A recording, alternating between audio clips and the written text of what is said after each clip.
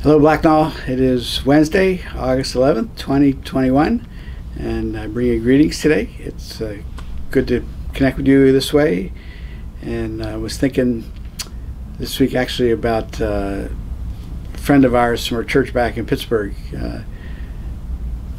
young dad, and his wife was very involved in the church, very serious about her Christian faith. He would come to church occasionally with his wife, but a little more skeptical about Christian faith. And in our church, summer vacation Bible school was a big deal. It was not that big a church, all hands on deck. Everyone had to be there to sort of help pull this off. And when our son Abe was born, he was about 5 or 6 months old, and we needed Kim desperately to be involved in vacation Bible school. And so our friend said, hey, I don't really want to work with the kids, but I'll be glad to hold Abe so that Kim, you can participate in Vacation Bible School.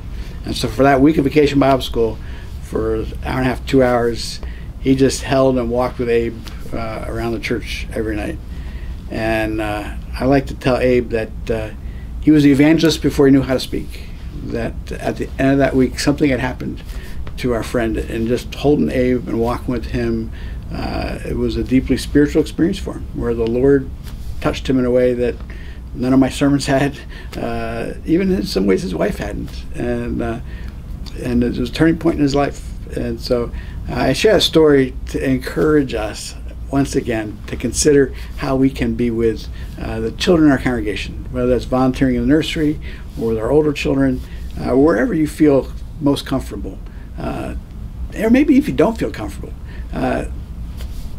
see what God would do, right? And volunteer to be with our kids. We need help with the nursery. We want to be able to provide nursery for second service or 11:15 service, but we're not able to do that yet because we don't have enough volunteers. We'd love to be able to do that for families. So please sign up, let us know that you're willing, able to do that. Also encourage you, if you have kids registering for nursery or for children's worship, if you could do that earlier in the week, that would be a big help for our staff so they can know how to plan and prepare for that. So come whenever you can come, but it would be helpful for us if you could register early. And as you are registering for worship, all of us as we register for worship, we're now opening up that registration through the end of August, so you can register for multiple weeks. And again, encourage you all to do that. Sooner the better is a help for us as a staff. So I'm going to encourage you to do that.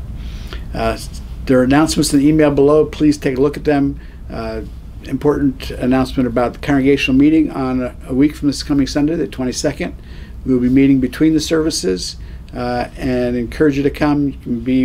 We'll be meeting in person in the sanctuary, but also we'll be streaming it online, and you can either be there in person or remotely.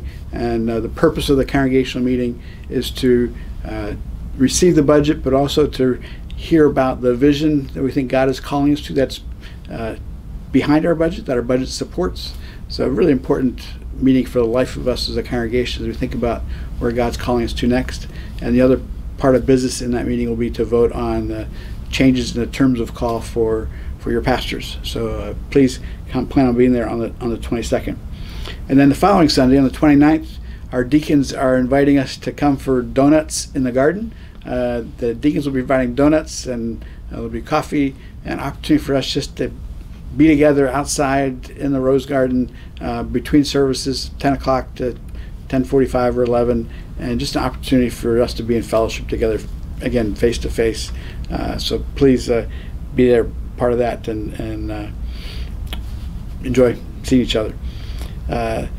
This change in our safety protocols with COVID, with the Durham County saying that everyone gathering together indoors should wear masks. We are following that encouragement from our civil authorities, and so when we gather in the building, whether it's for worship, which is what we've been doing, or now if you come together for any other kind of meeting, we're asking that people all of us, vaccinated, unvaccinated, would be masked as we try to walk together through this latest spike in COVID cases.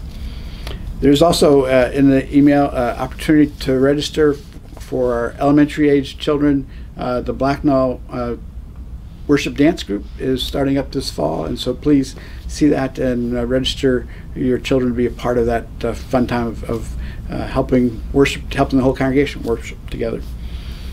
In our prayers, if we could be praying for Greg and Sue Duncan. Greg fell and broke his hip this past week, and pray for him and for Sue as she is caring for him. And then also pray for April Perry and Sheila Ricker. You perhaps heard their friends in Haiti. The wife and children had come to stay with them for this year to protect against violence happening in Haiti.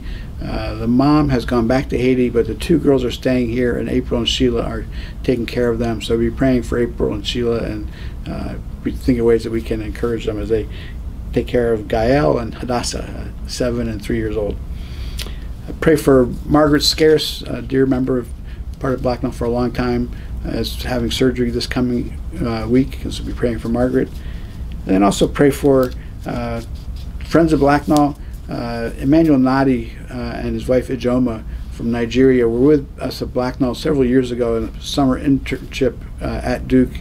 He's a professor in Jos, Nigeria, and we found out this past week that there was a flash flood that flooded out his house, destroyed all the contents, destroyed a car, all of that. So we're praying for Emmanuel and for his family, wife and 3 children, as they try to recover from that in Jos, which is a difficult part of the world to be living in right now. So we pray for them. If there are ways that we can be loving and supporting one another, let's let each other know. If you know of a need, share that with someone else. If you have a need, please don't be afraid to share that as well. We're told to bear one another's burdens. So let's, in these days, be faithful in keeping that command from the Lord. All right. May the Lord bless you. Have a great day. Thanks.